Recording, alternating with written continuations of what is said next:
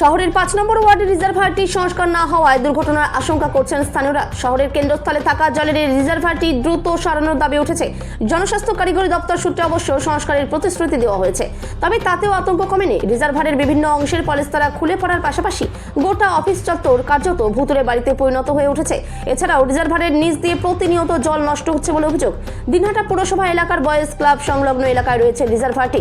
দপ্তর সূত্রে জানা গিয়েছে 1990 সাল নাগাদ রিজার্ভারটি তৈরি হয়। স্থানীয় সূত্রে খবর, ৩৫ বছর আগে চালু হওয়া রিজার্ভারটির বিভিন্ন স্থানের চাঙড় খসে পড়েছে।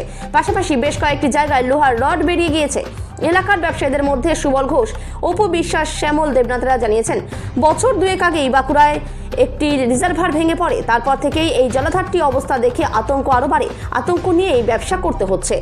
কোচবিহার থেকে সুমন মণ্ডলের রিপোর্ট, বিগ নিউজ বাংলা। বেশ কিছুদিন থেকেই বলা হচ্ছে গিয়ে এগুলো ঠিক করার জন্য, কিন্তু কাকে বলবে সেই বলার মতো তো এখানে কেউ কাজ করেও না, আর কোনো স্টাফও নেই। দুই একজন ক্যাজুয়াল স্টাফ আছে, যারা ওরা এসে ডিউটি করে চলে যায়। ওদেরকে বলে কোনো ক্লাব হয় না। আমরা তো এখানে দীর্ঘদিন ধরে ব্যবসা করছি। এবারে গিয়ে ক্যাজুয়ালের অবস্থা খুব খারাপ।